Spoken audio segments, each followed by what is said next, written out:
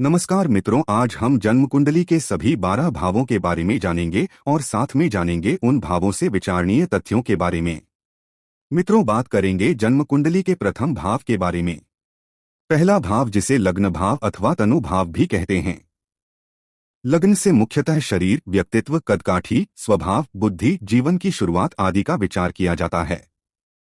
पूरी कुंडली का आधार लग्न ही है। यदि लग्न मजबूत हो तो व्यक्ति अनेक दोषों को भी संभाल लेता है। व्यक्ति के स्वास्थ्य, आत्मविश्वास, ऊर्जा, आपके सोचने समझने की क्षमता का विचार लग्न से किया जाता है।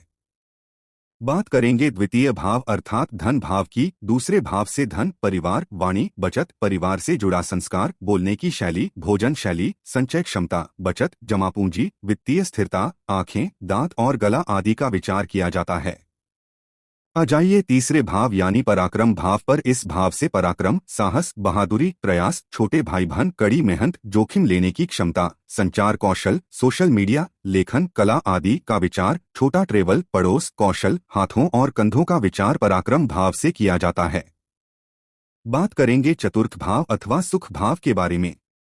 चतुर्थ भाव से माता का विचार, घर, संपत्ति, वाहन, घरेलू सुख, मानसिक शांति, आराम, रियल एस्टेट, खेती, शिक्षा का आधार, स्कूल स्तर, देशप्रेम, भावनाएं, आंतरिक सुरक्षा आदि का विचार किया जाता है। आ जाइए पंचम भाव अथवा शिक्षा भाव पर, जिसे संतान भाव भी कहते हैं। पंचम भाव से बुद्धि, शिक्षा, परीक्षा परिणाम, संतान, प्रेम संबंध, रचनात्मकता, शेयर मार्केट, स्पेक्युलेशन, मस्तिष्क शक्ति, मंत्र सिद्धि, पूर्व जन्म का पुण्य आदि का विचार पंचम भाव से करते हैं।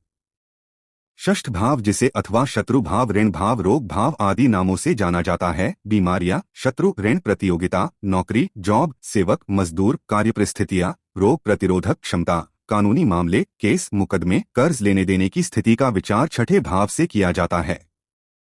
बात करेंगे सप्तम भाव की, जिसे विवाह भाव भी कहते हैं।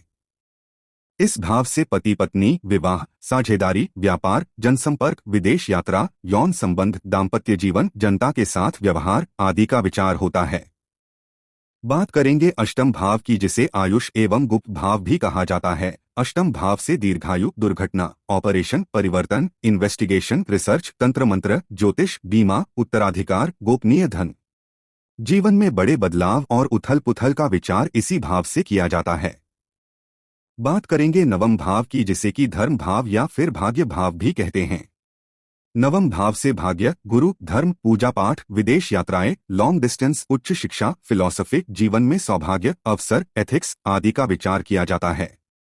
अब बात करेंगे दशम भाव 10th हाउस की, जिसे कर्म भाव अथवा प्रोफेशन भाव भी कहा जाता है। दशम भाव से करियर, नौकरी, व्यापार, प्रतिष्ठा, पिता की स्थिति, समाज में नामयश, सरकार, अथॉरिटी, प्रमोशंस, आपकी बड़ी उपलब्धियां और कार्यकुशलता का विचार किया जाता है। अब हम जानेंगे एकादश भाव के बारे में, जिसे लाभ भाव कहते हैं। एकादश भाव से आय, कमाई, लाभ, मित्र, नेटवर्क, प्रोफेशन से आय, बड़े भाई बहन, सामाजिक पहचान, इच्छाओं की पूर्ति, ग्रोथ, महत्वाकांक्षा आदि का विचार किया जाता है। बात करेंगे अंतिम भाव द्वादश भाव की, जिसे व्यय भाव एवं मोक्ष भाव भी कहा जाता है। द्वादश भाव से खर्च, विदेश, अस्पताल, जेल, अलगाव, नींद, अध्यात्म, लॉसेस, विदेश सेटलमेंट, हॉस्पिटलाइजेशन, मोक्ष भाव, त्याग, वैराग्य, ध्यान आदि का विचार किया जाता है। मित्रों, आज हमने सभी भावों के बारे में जाना। कल हम बात करेंगे सभी 12 राशियों के बारे में। तब तक के लिए नमस्कार।